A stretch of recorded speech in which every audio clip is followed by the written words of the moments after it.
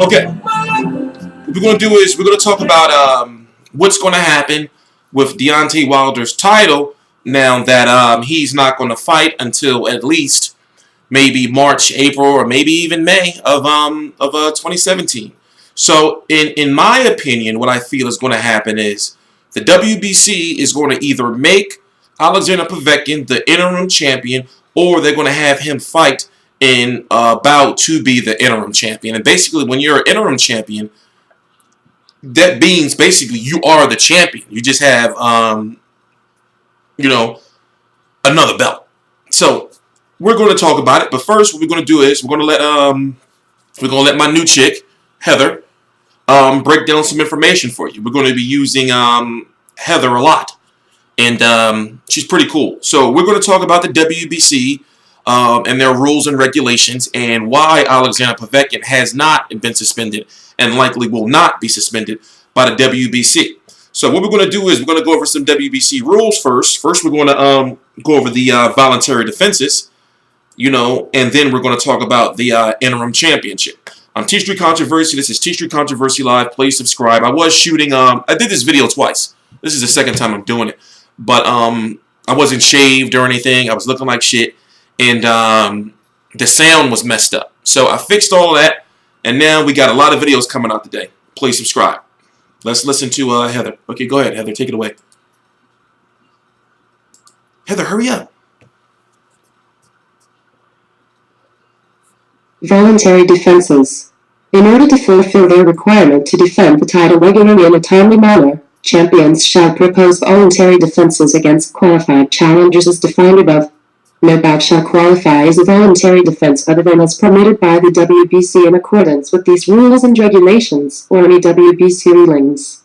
Any bout, voluntary or mandatory, in which a WBC World Champion would compete for or defend a title or status other than his WBC World Championship, even if the WBC title is also at stake, is not permitted absent special circumstances, and then only following a prior written request to an approval by the WBC, which in its sole discretion may approve, deny, or impose such terms and conditions as it may determine appropriate under the facts and circumstances on a case-by-case basis.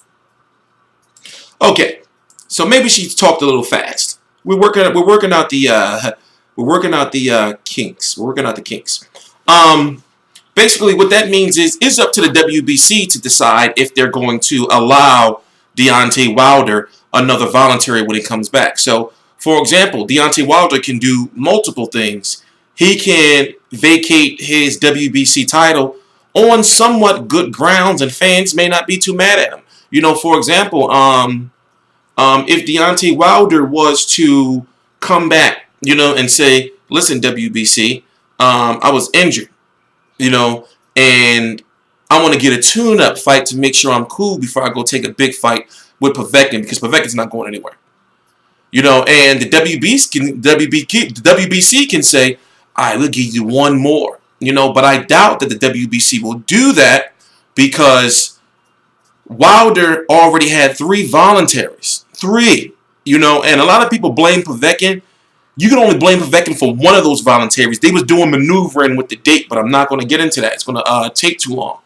Here's the issue I have is, I said before that I felt that Wilder, when he decided to sue Alexander Povetkin for like $5 million, I said that he jumped the gun with the lawsuit. The reason why is he should have waited until Alexander Povetkin was suspended, by the WBC, if he's going to be suspended or was going to be suspended, and then that's a guaranteed win of the lawsuit. He cost you all that money. But here's the situation. That $4.6 million that Deontay Wilder is supposed to make is in escrow. That means it's off in this special account somewhere, waiting for Deontay Wilder basically to fight Alexander Povetkin. So his promoter, what is it called? World Boxing Promotions. His name is Wbc. He goes by Wbc. He's a Russian billionaire. Look like he owns some mafia type shit. And he got bread, and he's not. You can't intimidate him.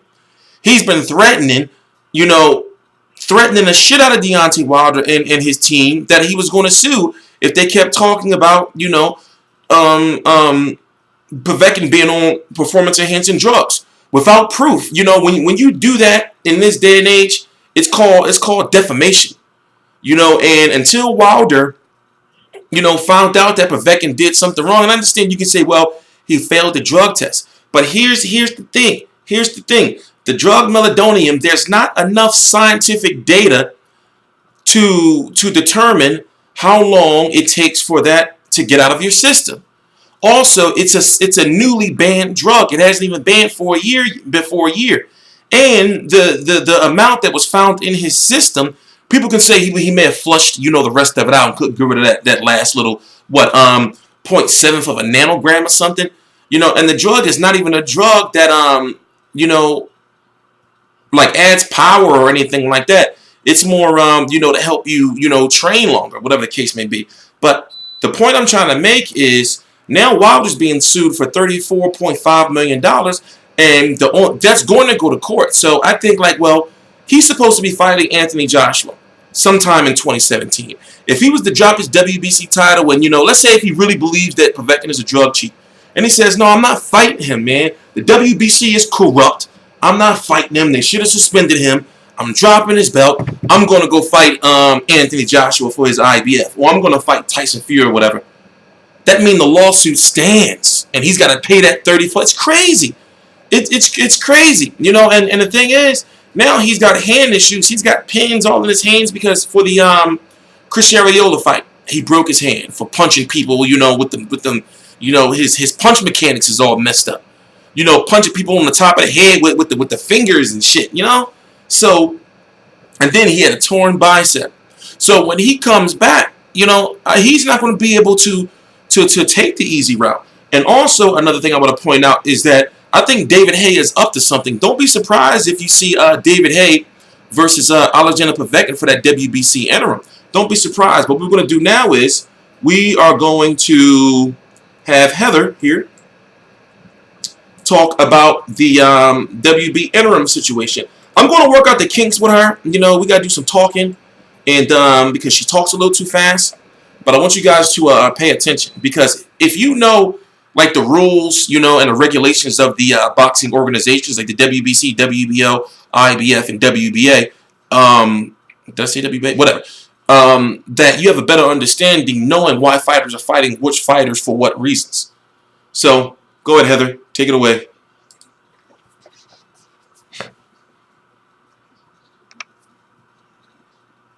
Hurry up, Heather. Interim championship rule.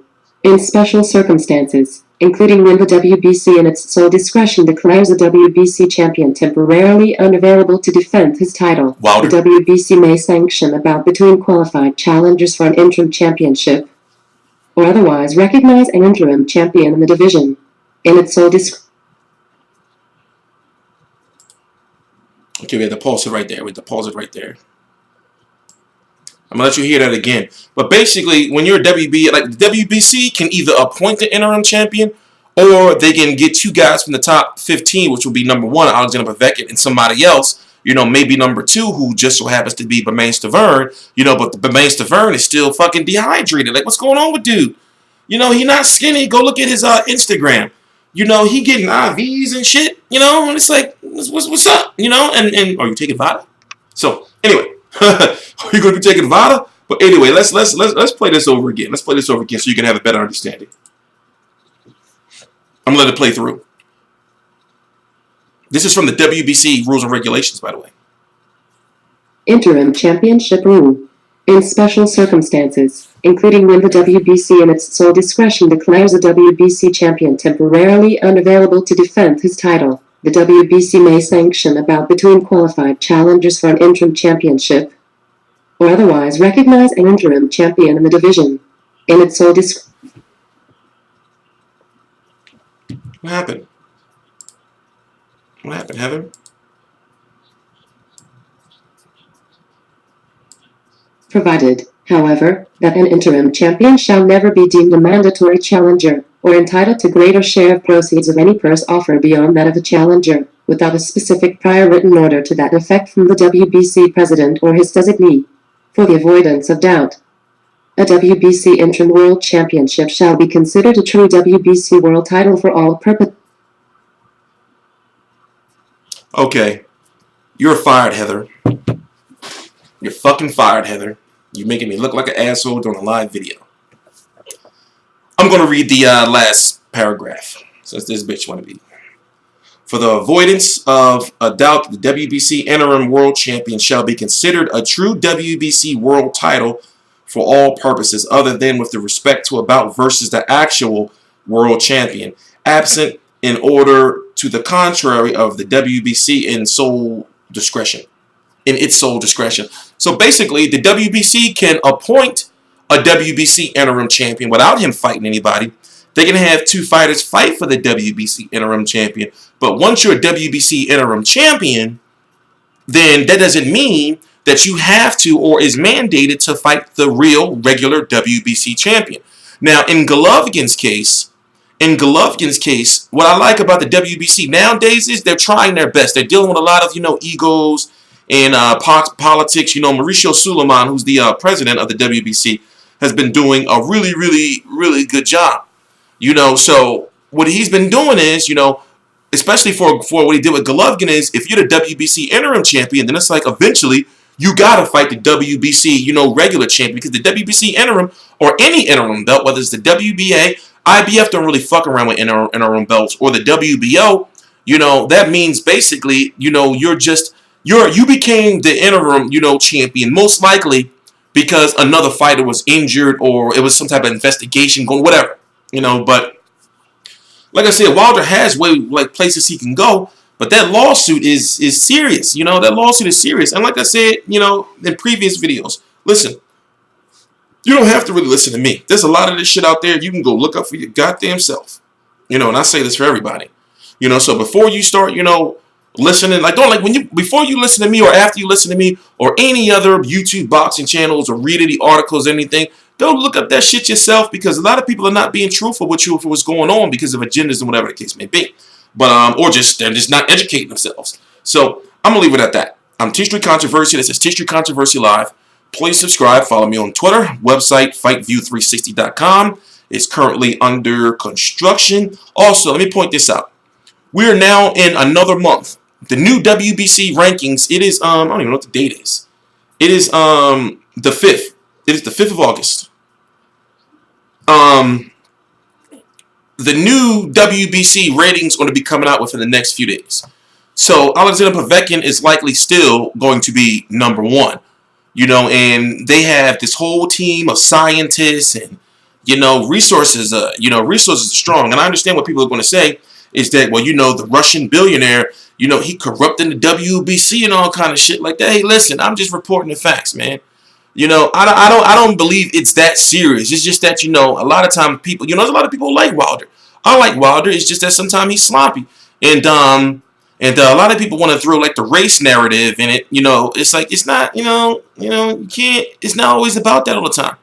But I do know this, that it's going to be, remember, the fight with Wilder was supposed to be on May the 21st.